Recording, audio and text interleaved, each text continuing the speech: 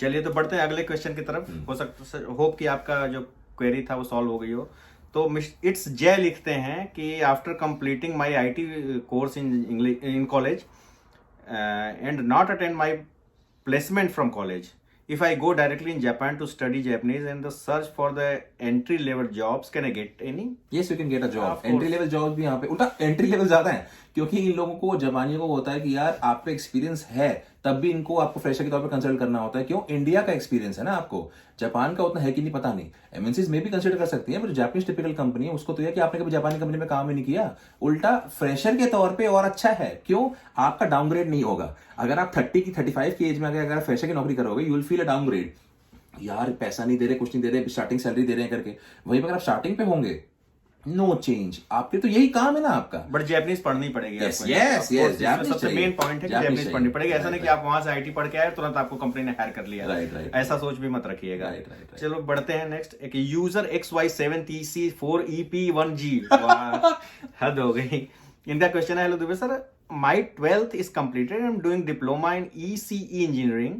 It's my last year. I'm interested to come to Japan. By language student, please tell me best school name for fee structure and language school.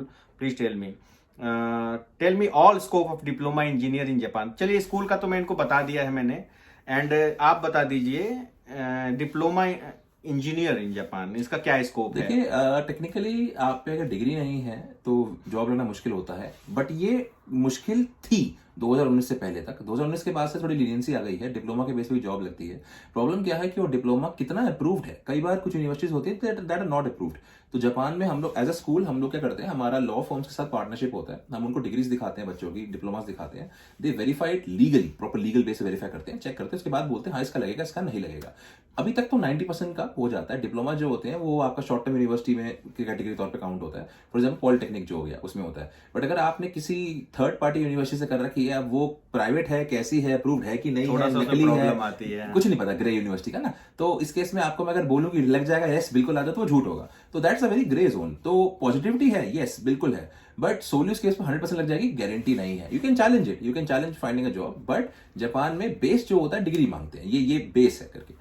End of course अगर आप category बोले कैसी, तो as an engineer आपका ECE है, I think ECE is electrical engineer, या I think ECE जो भी इंजीनियरिंग है। अगर मुझे सॉरी मेरी नॉलेज वहां पे पूरी नहीं है इस डिटेल के अंदर, I know basics IT, mechanical, electronic basic वगैरह, केमिकल वगैरह। तो उसके अलावा अगर इसी कैटेगरी में है आपका, इलेक्ट्रॉनिक इंजीनियरिंग अगर है, तो इलेक्ट्रॉनिक इंजीनियरिंग की नौकरी भी है। आप यहाँ पे अप्लाई करते हैं, बात करते काम कैसे आती है, पीसी प्लेट वगैरह का अलग अलग काम आता है यहाँ पे। बट अगर ये कोई और कैटेगरी है तो उस कैटेगरी का काम भी होता है। बट इंजीनियरिंग के अंदर number 1 is IT, number 2 mechanical, number 3 electronic engineering वगैरह। उसके बाद जितनी भी कैटेगरी सिविल वगैरह होती है वो सारी आती हैं, बट जितना रेयर आपकी फील्ड होगी उतना कम ऑप्शन होंगे आपके पास, जैसे कि केमिकल इंजीनियरिंग वगैरह के कम ऑप्शन होते हैं।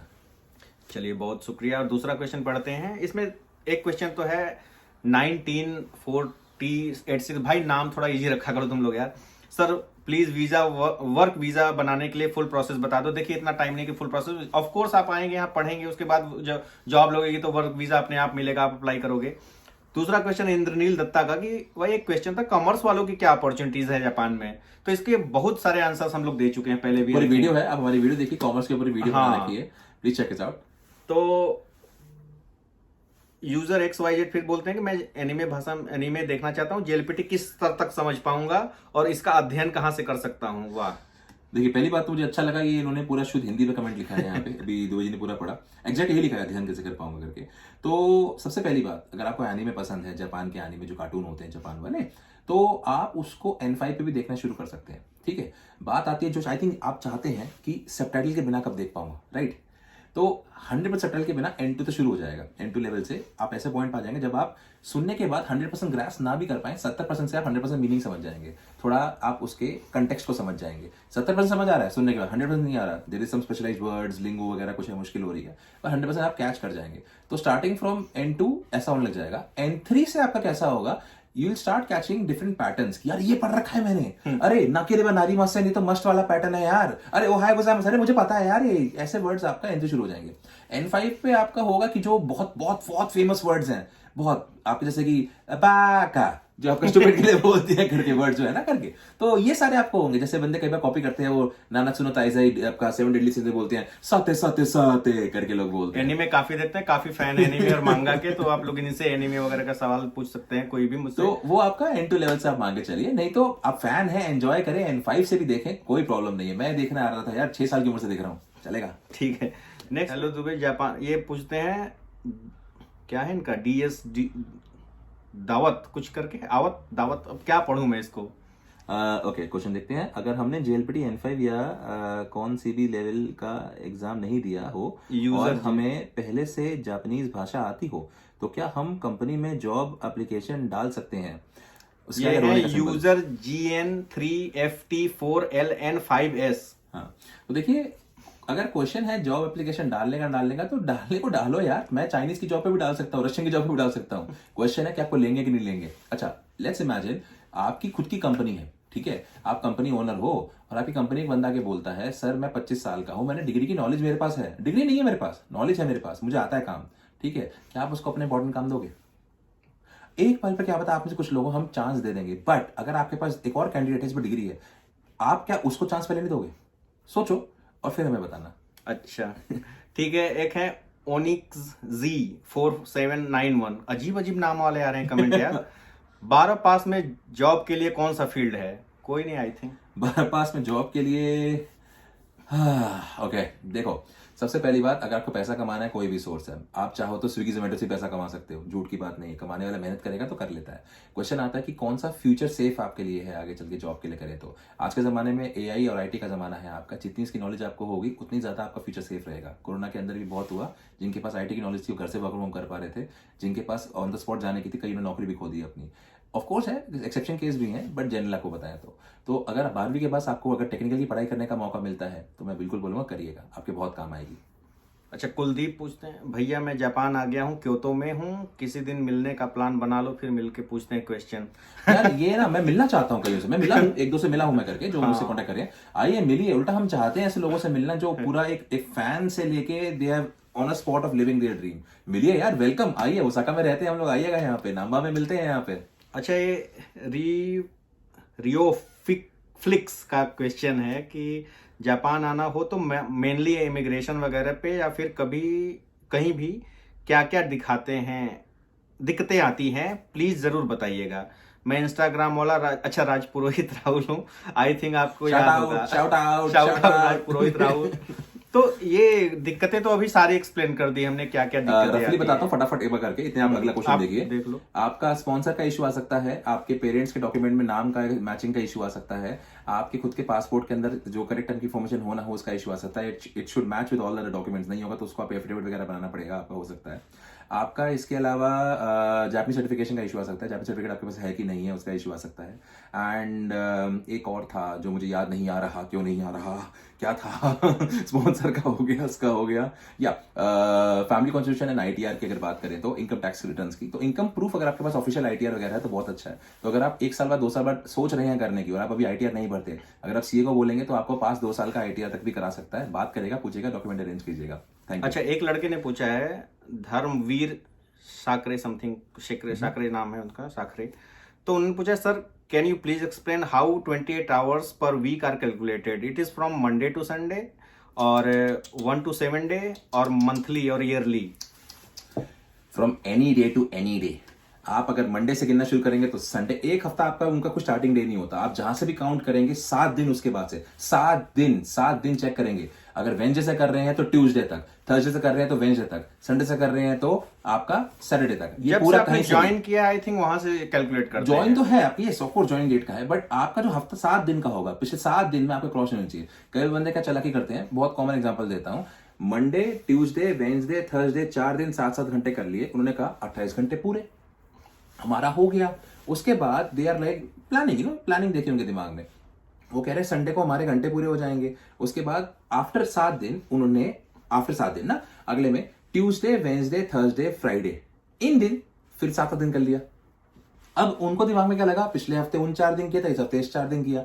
बट मेरे दोस्त, अगर तुम वेंसडे से काउंट करोगे तो Wednesday, Thursday, Friday, Monday, Tuesday, आपके 5 दिन हो गए।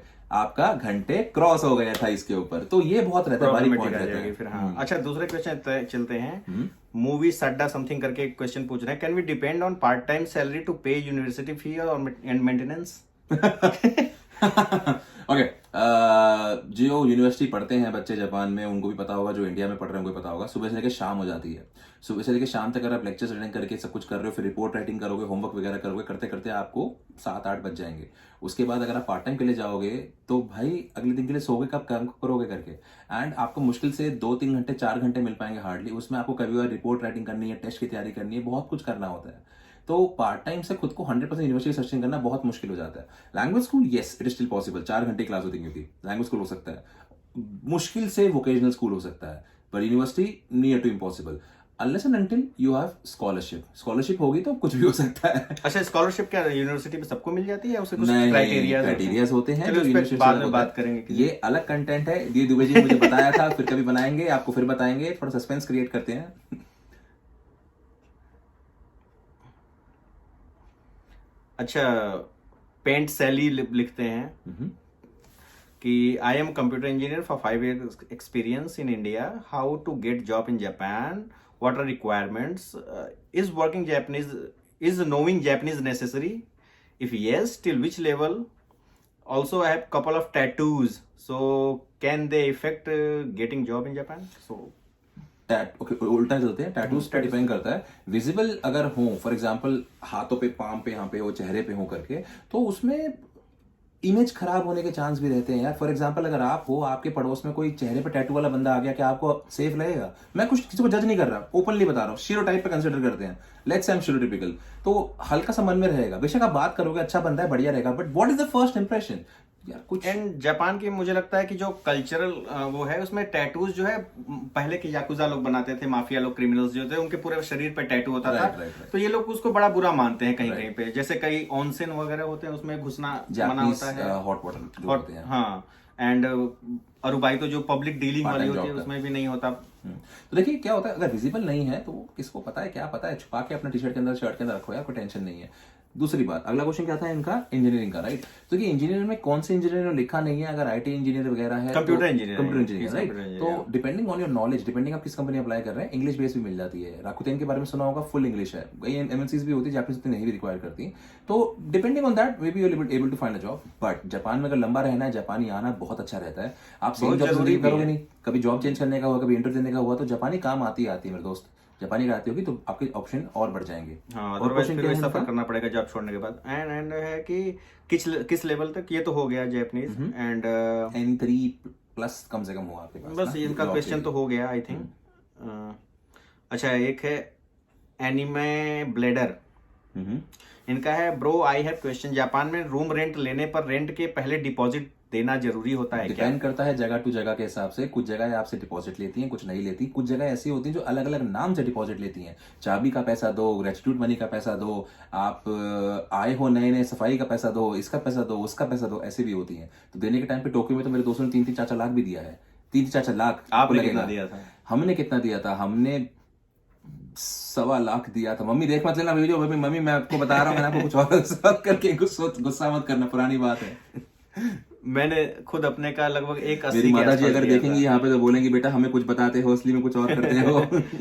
नहीं, लोगों की जो क्वेश्चंस है ना, बट मैं ये सोचता हूँ कि उनकी जो प्रॉब्लम्स हैं या जो भी उनके मन में डाउट्स है वो सॉल्व होने चाहिए। तो आई थिंक काफी क्वेश्चन। अच्छा, एक और क्वेश्चन है, 6 मंथ्स के लिए नेशनल लैंग्वेज स्कूल में एडमिशन मिल जाएगा? नहीं, इसमें क्या होता है, आपको अगर वीजा चाहिए होता है तो स्टडी वीजा कम से कम साल का लगता है। 6 महीने वाला आपके कोई और वीजा अगर जापान का है तो आप ऐसा जस्ट कोचिंग इंस्टीट्यूट के तौर पे आ सकते हैं। नहीं तो एक और ऑप्शन है, टूरिस्ट वीजा के तौर पे 3 महीने के लिए बंदे आते हैं, 3 महीने के लिए कोचिंग ज्वाइन कर लेते हैं। बट अगर आप जापान में आ रहे हो, यहाँ पे महीने का 50,000 60,000 दे रहे हो, तो 6 महीने में क्या ही पढ़ लोगे? कम से कम साल तो पढ़ के जाओ, कुछ ढंग का तो करो, पैसे की वर्थ तो लो। पैसा क्या फ्री का थोड़ी कि फेंका और कर लिया, कुछ तो पढ़ो ढंग से। टाइम यूं निकल जाएगा मेरे दोस्त, 6 महीने कहाँ निकल पता नहीं चलेगा आपको, सेटल होने में 2 महीने लग जाएंगे।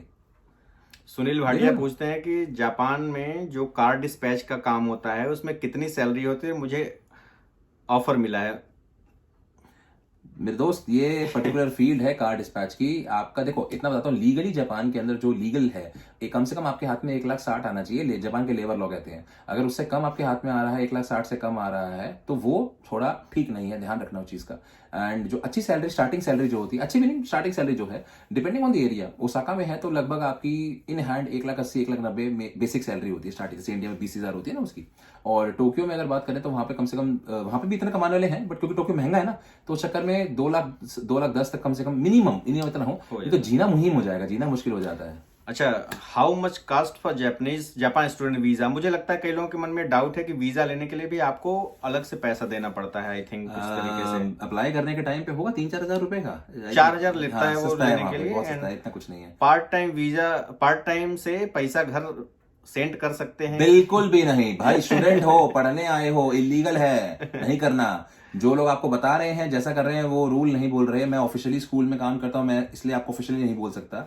जब भी जापान आओगे तो और बातें करेंगे बट इलीगल है, मत करो। पढ़ने आए हो, पढ़ लो यार। सुमित यादव पूछते हैं, क्या जापान में रहने के बाद इंडिया घूमने आ सकते हैं? ऑफ कोर्स यार। हाँ, आप घर वाले आ सकते हैं, बार बार ट्रैवल कर सकते हो। आपका स्टूडेंट वीजा जो होता है मल्टीपर्पज वीजा होता है, वन टाइम ओनली नहीं होता। आइए, पढ़िए, छुट्टियों में वापस जाइए, पेरेंट्स से मिलकर फिर आ जाइए, कोई टेंशन नहीं है। तो आई थिंक ऑलमोस्ट सारे क्वेश्चंस कवर हो गए हैं, और बाकी तो सिमिलर क्वेश्चन से दिख रहे हैं। आई होप कि सारे लोगों की जो भी प्रॉब्लम्स है या जो भी क्वेश्चन है, जो भी उनके डाउट्स है, वो सॉल्व करने की मैंने कोशिश करी है बैठा करके। एंड जिनके भी और भी डाउट हैं या फिर जिनको लगता है कि अभी उनकी प्रॉब्लम सॉल्व नहीं है, वो मुझे डीएम कर सकते हैं, आई मीन कमेंट में कर सकते हैं, लिख सकते हैं। दूसरे Q&A में मैं उनका क्वेश्चन ले लूंगा और उसका प्रॉपर आंसर दिया जाएगा। कोशिश कीजिए कि सिमिलर क्वेश्चन मत पूछिए जिसके आंसर अभी इन्होंने काफी मेहनत से दिए हैं। मैंने भी आपको कोशिश किया कि सारे क्वेश्चंस पूछ लूं, तो जो क्वेश्चंस कंप्लीट हो चुके हैं तो कोशिश करिएगा कि वो वाले सारे प्रश्न मत पूछिए। कुछ अलग नया आपको लगता है कि जो कवर नहीं हुआ है वो पूछ सकते हैं। एंड कैडबरी इतनी चॉकलेटी क्यों है, इसका आंसर नहीं मिलेगा आपको। दुबई ने मना कर दिया मुझे ये सीक्रेट, जापान का सीक्रेट है, यहाँ आओगे तो पता चलेगा। आने के बाद आपको उसका जवाब अपने आप मिल जाएगा कि कैडबरी इतनी चॉकलेटी क्यों है। तो बताइए दुबई जी। चलिए फिर वाइंड अप करते हैं आज के लिए, और धन्यवाद आपका बहुत बहुत कि आप हमारे साथ आए और सारे क्वेश्चंस का आंसर दिया, और हमारी पब्लिक की तरफ से भी आपको बहुत बहुत धन्यवाद। और फिर जरूर अगर कोई डाउट होता है तो आपको कष्ट दिया जाएगा। जी बिल्कुल, कोई प्रॉब्लम नहीं है। ठीक है, चलिए फिर वाइंड अप करते हैं। आप खुश रहिए, चैनल को लाइक कीजिए मत कीजिए आपकी मर्जी है, बाकी सारे इन्फॉर्मेशन आप यहाँ से ले सकते हैं। चलिए चलें।